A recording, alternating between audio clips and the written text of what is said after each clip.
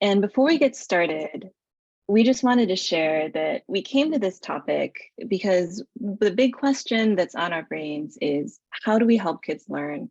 How do we promote equity in education? And what can we learn from other fields, other disciplines in the way they explore their questions, the way they dive into their research? And so since each area has its own unique and innovative ways of investigating the phenomena of interest, we're proposing today that Truthmaker semantics may contain this kind of potential for educational investigations. And so this idea is something that we're really excited to share with you today. And I'm going to hand it over now, I think, to Melanie.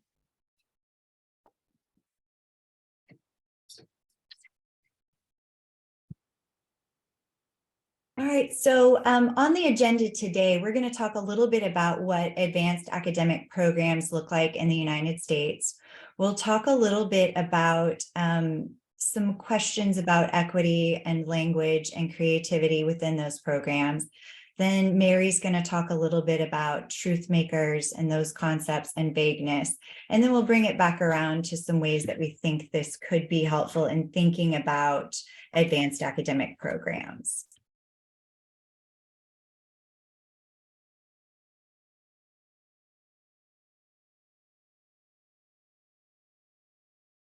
So Jonathan, I think this is this my slide. You can tell how much we practice this, everybody. Well, they have practiced. You can tell how much Jonathan practiced is probably a better way to put it.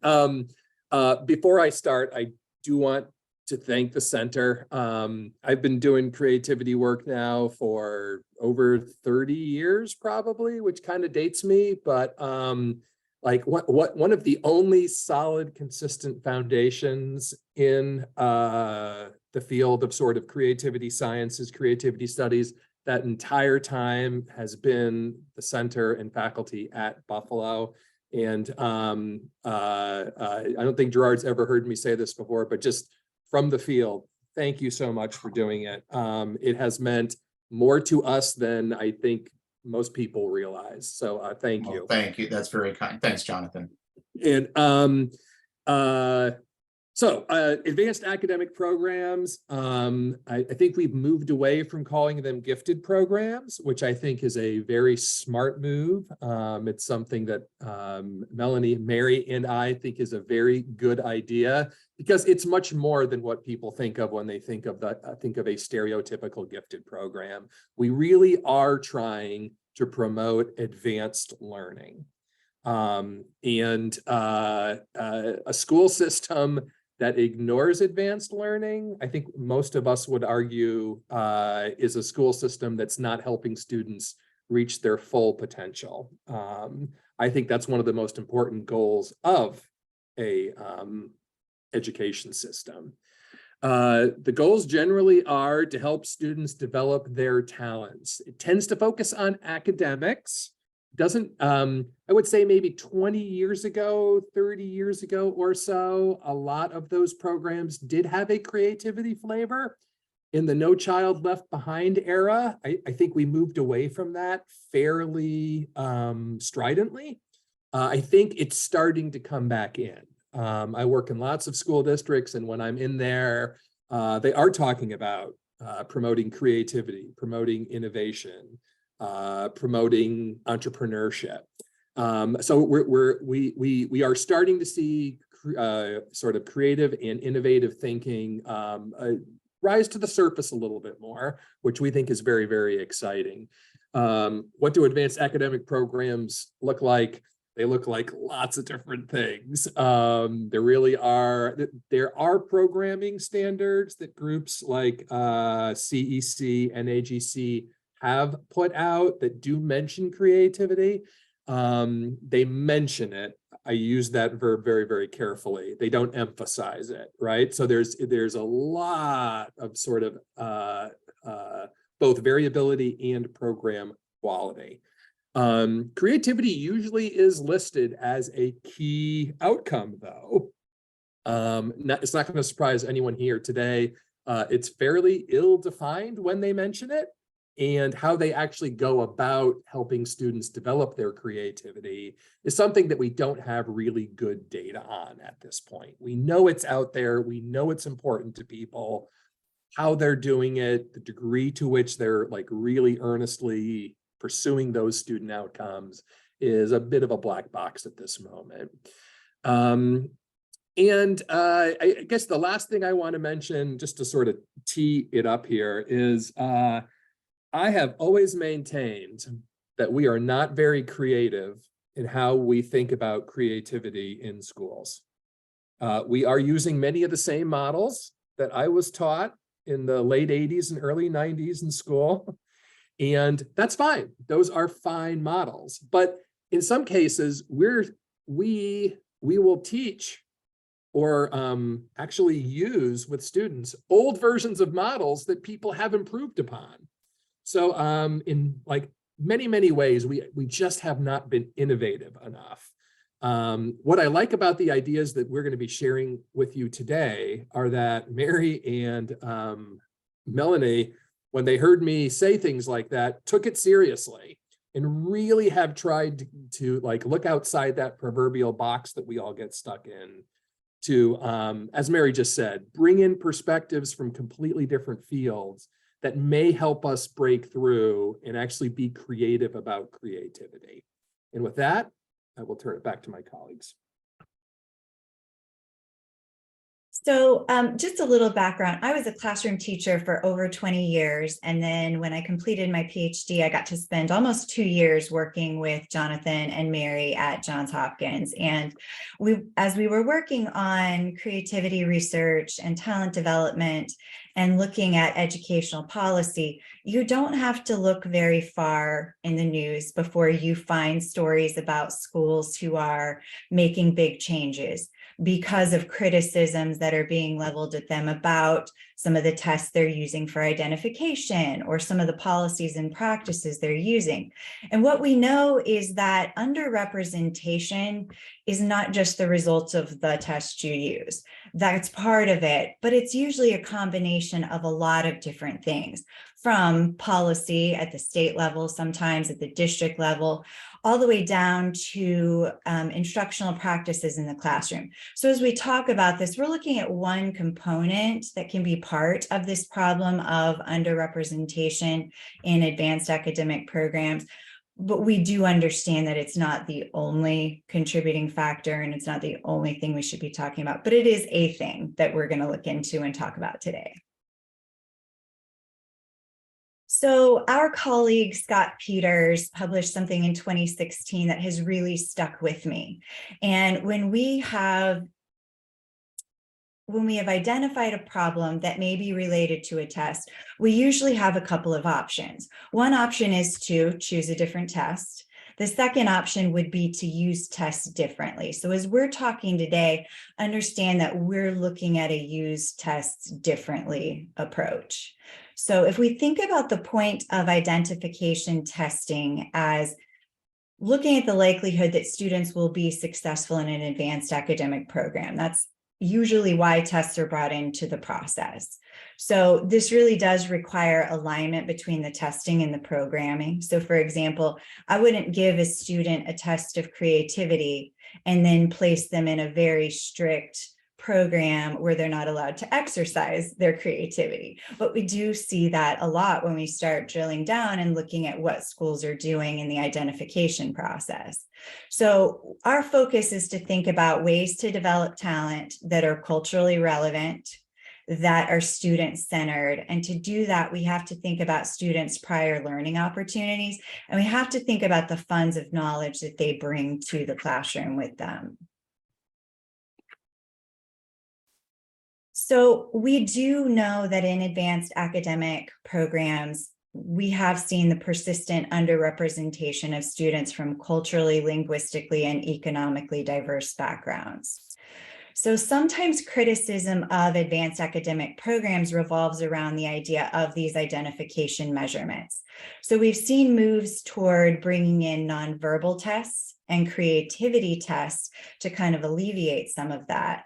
But we're seeing in the empirical research that changing the test alone is not always identifying students at more proportional rates unless we're using other interventions such as universal screening and local norms and doing other things differently as well. We also know that when we look at the research, a lot of the arguments against using specific tests will focus on the idea of language bias. But oftentimes those arguments just stop there. They point to, well, it might be language bias or it must be language bias, and don't dig into it any further. So part of what we're going to talk about today is how could we investigate that a little bit more? What's going on at the student level, at the item level of these tests? So one of the things that we got into, and Mary had to really spend a lot of time helping me get up to speed on these ideas about linguistic and cognitive interfaces. So there's a lot of conflicting evidence in the research literature when you look at it. So there's one idea about language determinism, and that's this idea that language sets boundaries on thought. So if I might interact with things in a different way because of language. The other is language relativism, the belief that language shapes thought. So when you start to look at the literature, what we notice is that language is related to the patterns we pay attention to, but it does not necessarily constrain thought or shape thought. So it really just shapes the patterns that we tend to pay attention to. We see this emerging in some of the research on emerging bilingual students and ideas about translanguaging and encouraging them to use the full linguistic repertoire that they have, with the two languages that they have, and not really allowing them to use all the depth and breadth and complexity that comes with understanding more than one language. So I want you to think about a time, because we've all experienced this. I experienced this just yesterday when I was asked to fill out a survey and I had limited response options. And I had a very hard time picking a response because I had questions about the question and I had questions about the responses. I had a very hard time answering one of these questions because there was a lot of uncertainty about terminology and, well, what does this mean? And, well, if I check this, what am I really saying about my feelings about this?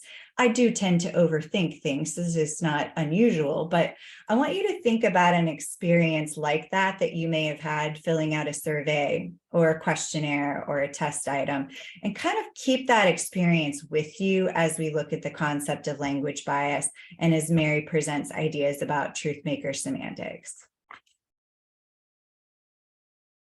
So we see in the literature, there are 7 distinct types of language bias. The one that's listed, lexical and linguistic, are both essentially talking about the same thing. So the Hoover et al. Work from 1987 and the Taylor and Lee work from the same year is pointing out different things that students may encounter when they're looking at test items. So for example, if you're looking at a survey question or a questionnaire or a test item, there may be something in the construction of the sentence that's confusing. So you might be running into syntactic bias, or there may be issues with regional dialect or just specific word choice.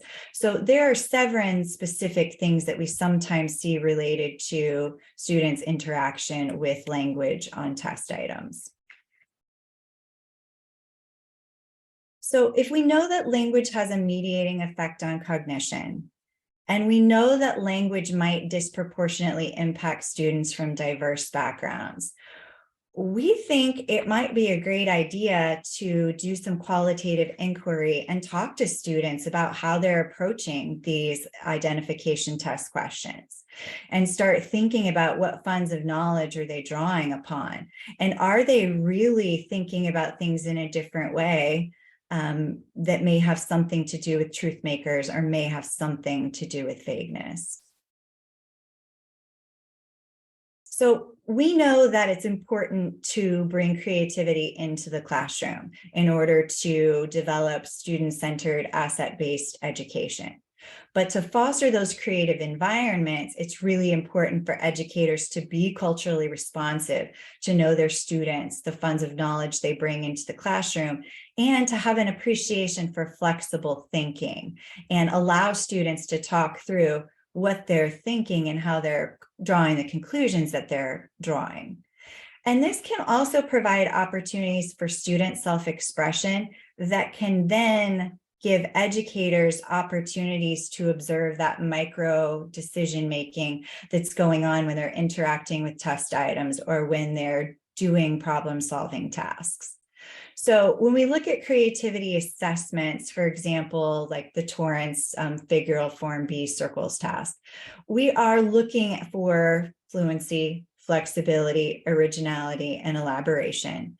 And we know that it takes time and training to score these. But from the context of what we're talking about today, we also know that this doesn't restrict the student's worldview. It doesn't force them into a single choice. They've got lots of ways they can answer a question like this. And we think bringing creativity assessments into the classroom can provide educators opportunities to let students talk through their perceptions and talk through their thought processes. So the big question Mary started asking that brought Jonathan and I into this work was the idea of, what could we learn if we brought students into the research process and we gave them a chance to talk about what they're thinking as they go through these identification tests? We feel like there's a lot to learn from bringing students into this process and hearing what they're thinking and how they're making the choices they make. So on that note, instead of talking at you today for another 20, 30 minutes about truth makers, about vagueness, we want to invite you into this activity, kind of engage with these ideas for yourself before we break down a couple of the key terms, key concepts. And so to start us off, I'm going to ask if a few people would be comfortable just narrating their thought process out loud. How are they engaging with this particular photo? Sort of, where's your eye going? What's on your mind? What decisions are you making? If we could have a couple of volunteers either share your thoughts in the chat or jump on the mic, I would really appreciate it.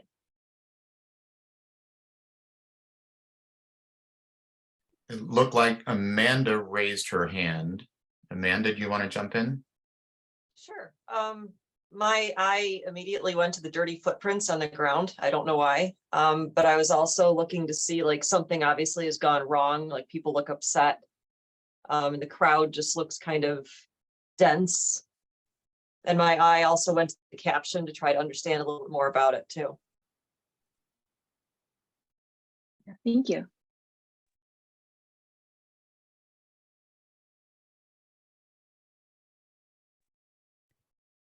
Oh, I think really Kathleen has your hand up. Yeah. Eileen, you want to go first? Go okay.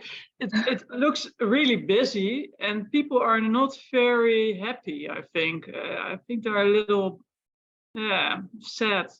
And they're talking with each other in little groups, but not with the whole group. There's not one person that's saying something to them. They're all coming out of a big building, and it's like a long time ago, I think, because their clothes are a little dated. And it looks like wintry time, not too hot, because they have a lot of clothes on. So Kathy, now you may. Thanks. When I first look at it, my eye went right in the foreground. What are those two guys talking about? And then I immediately scanned for how many women are in this and what's going on. Are those women, are they being isolated? What's going on? What's going on? I kept saying, and then I kept looking at the, on the left there, that little basket that was tipped over. And does that have something to do with, and are they getting into the building or are they coming out of the building?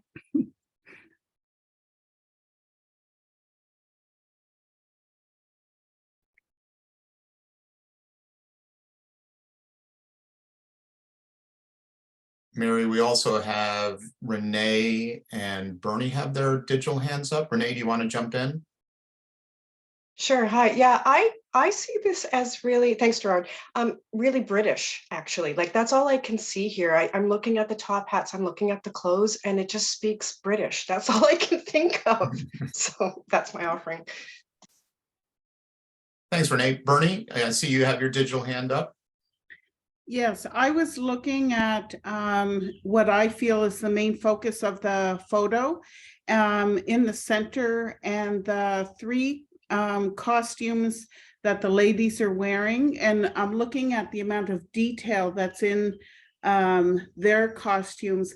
But as you spread out and go to the other people in the photo, the lack of detail and the darkness becomes apparent. Mary, we also have Selma with her hand up. I'm not sure how many. You can see this group is not reticent to jump in. Do you want to take one more, Mary? Yeah, one more sounds great. And thank you. I can't see everybody. Yeah, I with kind the of hands going figured. up, so Yeah. thank you. So Selma, go ahead. You get the last word on this.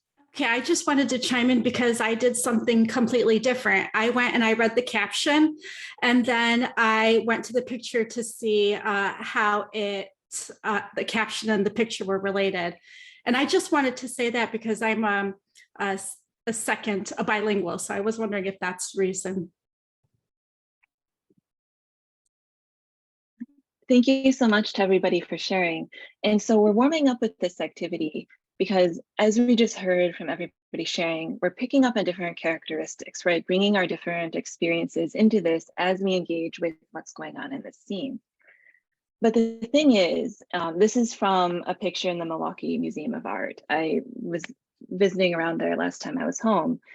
I didn't realize how much care goes into a specific piece of art, that the artist is applying on different principles to try and get our eyes to move in a specific way, to focus on different things, to bring our attention back to the center, for example.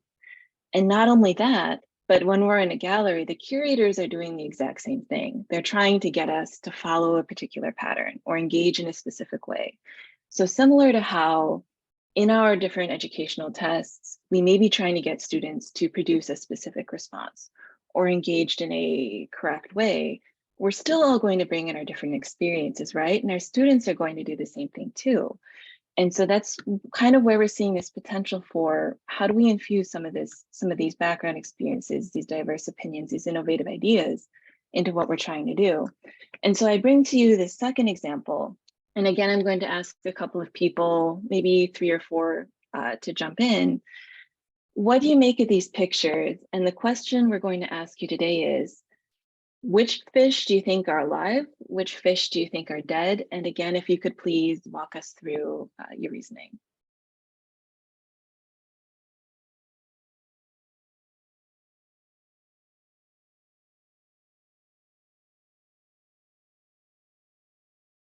I would say 1 and 4 are dead, 2 wants me dead, and 3 and 5 are alive.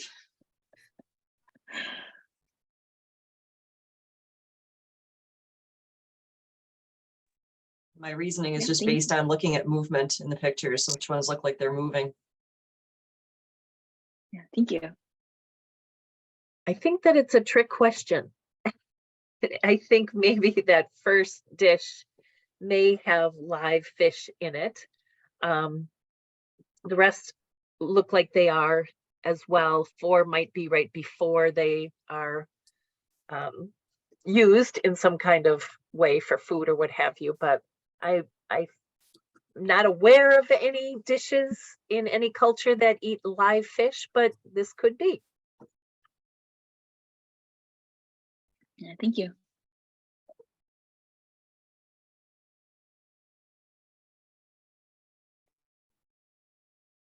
Maybe 1 or 2 more people, if you're comfortable. Okay, I'll say number 1, just dead. Just dead. You know, but number 2, it's almost like, yeah, I don't know, like, hopefully you would ever like look up and out of the water or someone is holding him. So that's a question. But number 4 looks like it's like a fish toy or something, it just doesn't look real. Yeah, and number 3 looks like he's looking at me. Looks like he's swimming along. And number 5 could just be I think maybe just on a hook or something. So I'm not quite so sure about that, but I think he is still struggling to be alive.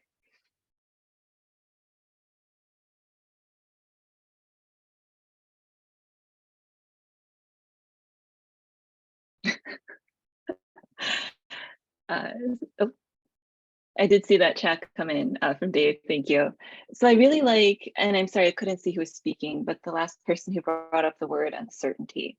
And to give you a little bit of a background, because this is the example we're going to be playing with for the rest of the day today. This fish is called a large head hairtail. You might know it as a beltfish or a knifefish or cutlass fish, but it looks kind of like a giant ribbon, as you can see laid out on my kitchen counter in image 4. And to the person who was a little uncertain about if fish 1 is alive or not, one of my dissertation committee members said the exact same thing. He was a little bit wary. The thing about this fish, and the point that we're going to be coming back to, is the hairtail changes color postmortem. As you can see in picture 3, where it's still alive, it's got that iridescent, beautiful blue sheen to it. But slowly, fairly after it dies, it starts turning the silver color that you see in image number 4. And so one of the questions is to the person who said uncertainty, when you pull these fish up and out of the water, sometimes, they're still struggling, they're still fighting you, they're still doing what they're trying to do to live. Other times you pull them up and they've already died in the process. And so that word uncertainty for picture number 5, in parts of it looks silver and parts of it looks blue. Definitely doesn't look like it's going to try and go after us, as the person said in picture number 2. But at that point, if you do choose to try these, they're delicious, but their teeth are very sharp. So please be careful when you're trying to clean them up. So the thing is, what we're here to talk about today, truth making, it's this idea that there's a relationship between something and the thing that explains its truth. This idea that whatever makes this premise true is also going to make the conclusion true. And when we talk about a truth maker, we're talking about something that means another thing is true because at first something exists. And now the key point here is that there can be many different truth makers for one specific occurrence. This isn't a one-to-one correspondence. And so if we take someone like me, for example, my knowledge about fish pretty much starts with, do I like to eat it or not? And it ends with, do I know how to clean and cook it or not?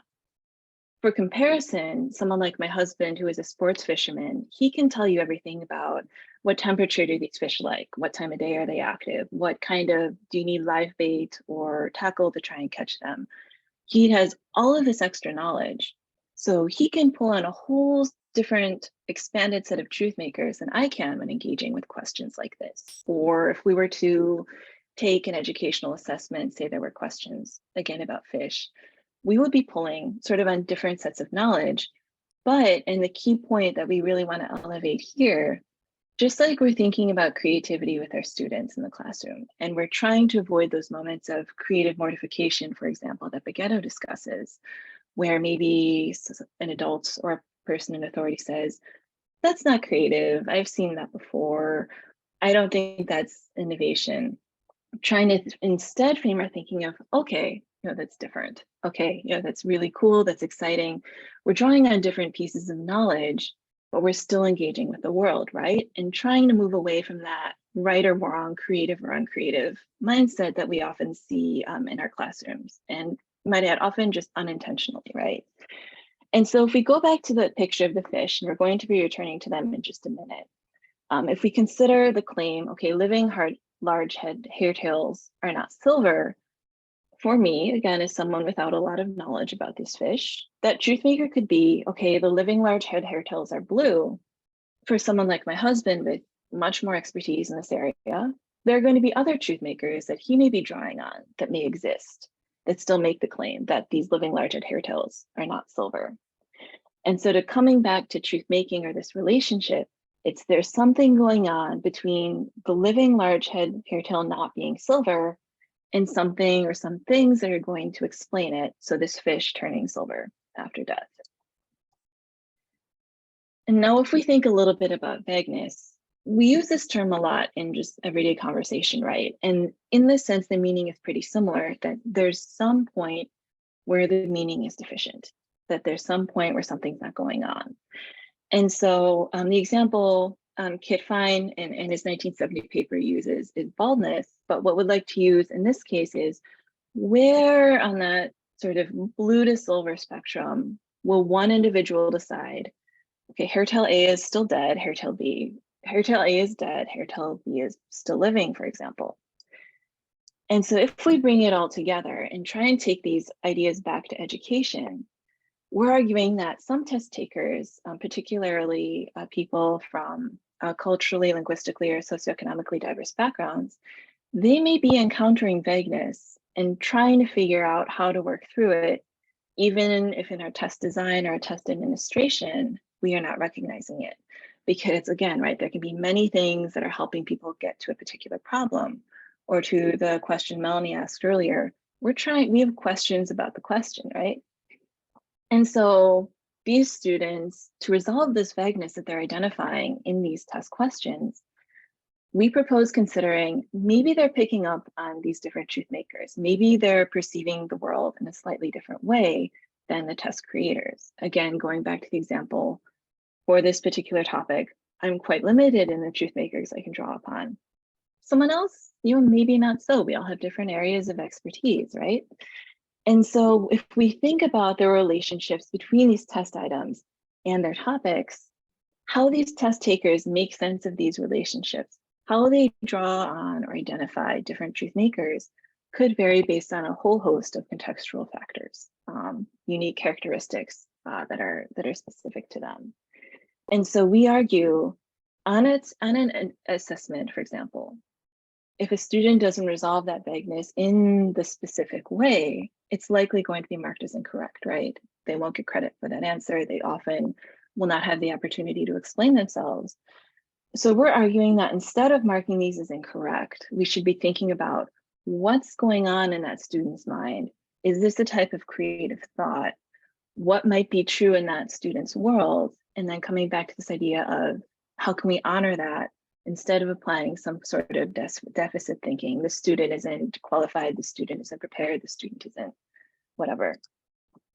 And so bringing it back to this example again, what are some things, we heard a great variety of different things people were drawing on, from, this fish looks like it's out to get me, to I'm not sure if this fish is dead or not. Live octopus, for example, is a dish eaten in some cultures, maybe live fish are too. We're drawing on all these different things and thinking about now, how can we honor all those unique thoughts is something we're trying to push forward. But we also want to push this idea a little bit further.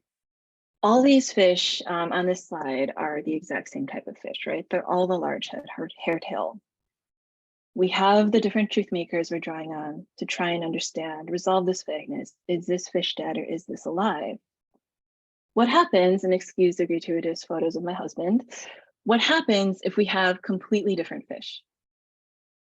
I'm going to pose the same question to you again, well, a slightly different question. What we just discussed with the hairtail, do you think that applies to these three fish here? And just to make it a little clearer, on the left, we have a catfish, in the middle, we have a northern snakehead, and on the right, we have a couple of striper bass.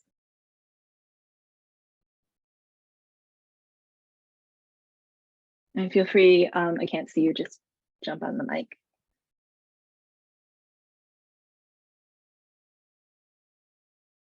We can't rely on the blue versus silver thing, so we have to change what we're looking for.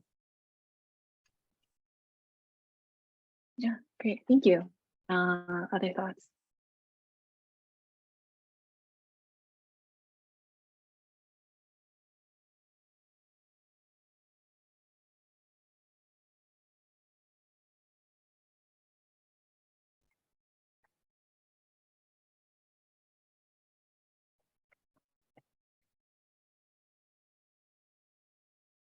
For a little bit of background, all four of these fish made it home into my kitchen sink at one point or another. One of these fish, to my horror, was not dead when I walked into the kitchen. Can you guess which one it was? Just curious. Catfish. Good guess, but no.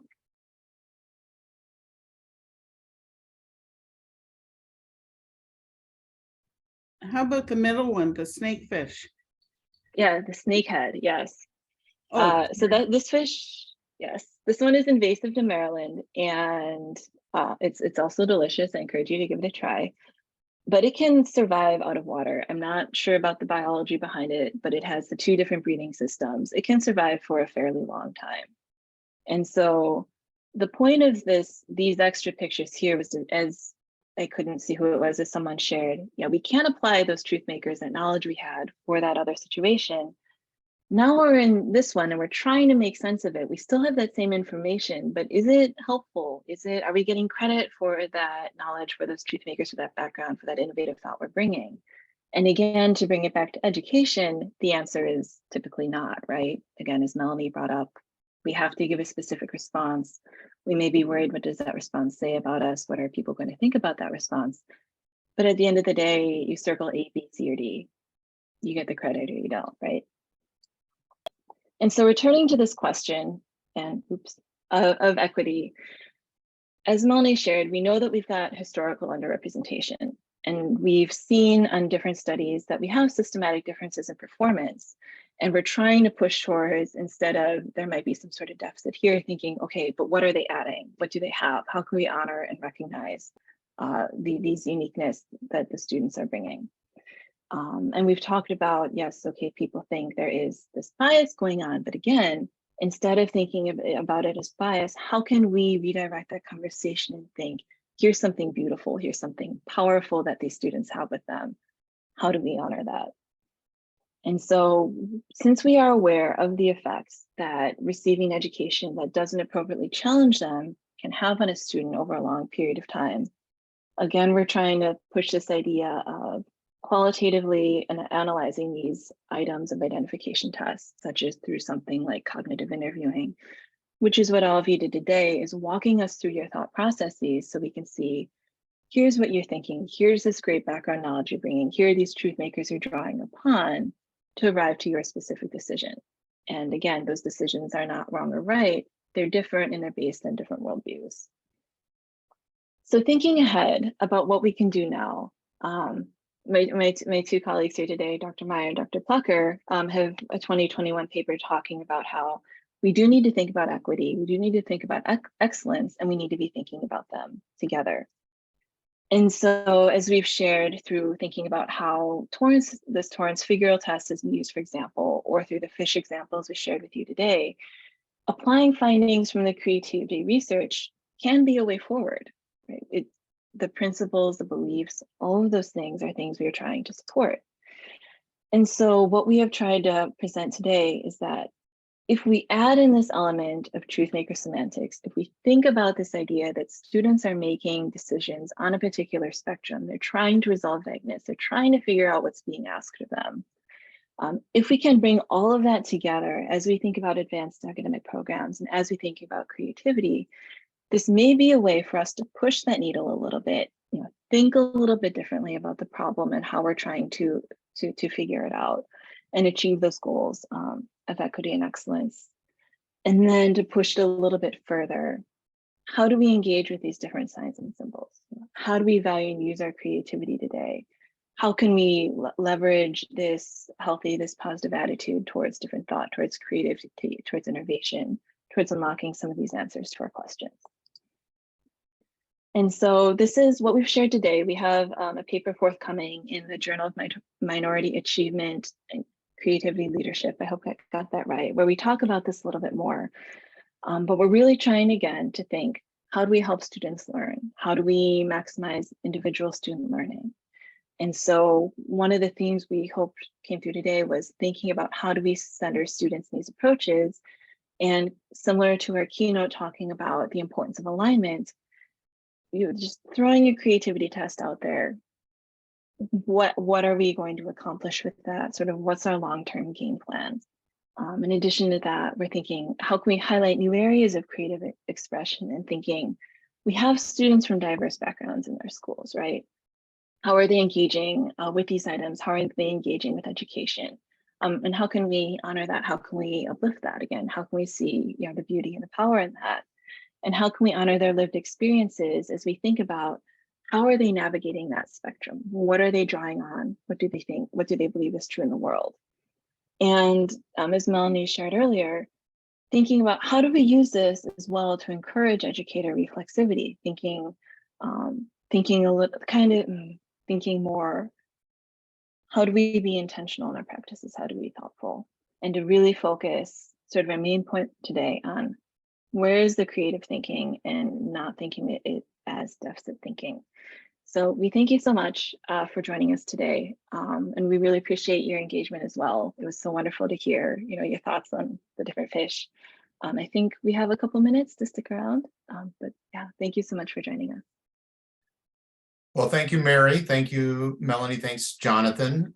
We are up against the hour, but in case there are burning questions, why don't we run over just a few minutes, because I don't want to stifle anyone's creative questioning. So Mary, thanks for teeing up the idea of responding to a few questions. So I will pause and see if anybody wishes to step forward, flip your microphone on. And if you've got something that's feels like an itch, this is the perfect opportunity to go ahead and have that itch scratched. We've got our three experts here. Any questions, comments, observations?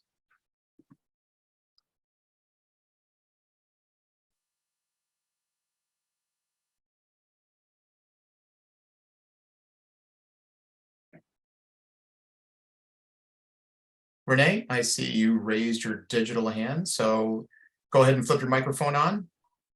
Yeah, great. Thank you. Thank you so much. It's a really interesting session. And I'm really interested in the equity approach to creativity. So I was really interested, you mentioned it right at the end about reflexivity, educator reflexivity. I was kind of wondering what you're thinking in terms of that piece of the research, or if you're addressing that at all in the research. I'd be really curious about that. So thanks. Thank you. I think, Melanie, if you'd be interested in taking that one. Yeah, actually, Mary, do you want to talk a little bit about what you're going to do with your study? And then, because I think once she works through this with students and gets some of that groundwork laid, then that will kind of set us up to have some conversations about what that could mean for teachers, or how teachers could do this in their classrooms, or possibly on a larger scale through programming. But so we're kind of at the beginning stages that Mary's going to get into with her dissertation, but we do see a teacher reflexivity piece coming out of that work and being one of the next steps. Sure. So two of my dissertation studies, the first one is taking a nonverbal measurement and asking teachers to walk through how do they make sense of these particular test items? Are they perceiving bias in some of these test items based on their rich on-the-ground knowledge of working with students? And then the second study is going to be bringing it to the students. And just like everyone was sharing out loud today, here's how they're making decisions about each particular item. I'm going to be asking students to walk me through the exact same thing, trying to see, are there patterns underlying their responses? Because we've seen in some of the empirical work that students from different background characteristics are performing in systematically different ways. And we're really just trying to push that needle of it's not wrong, it's just different. And we need to be rethinking, how are we evaluating that? Why are we scoring that as incorrect when, maybe from our perspective, it isn't the first intuition, but for clearly a group of other people, it could be.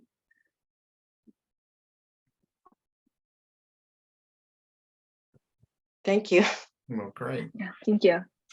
Well, thank you. Thank you, Mary. Thank you, Melanie. Thank you, Jonathan. One of the things I really love about this session is you're opening up the context within which assessment is occurring, right? Moving beyond that isolated variable of the test itself. So Mary, I couldn't help but think when you showed the photos of your husband and you asked the questions about the fish, I kept thinking about your husband and his expertise, and I was curious about him. So I think that's a good example of how context and unintentional consequences, or information has unintentional consequences, which really gets at the fabric of the contextualization of the assessment that we're doing. So I think you modeled that very well. We're going to end the session here. Thank you to our experts for sharing their expertise with us. Mary, we wish you well with your dissertation work. And so this has been recorded if you wish to review it.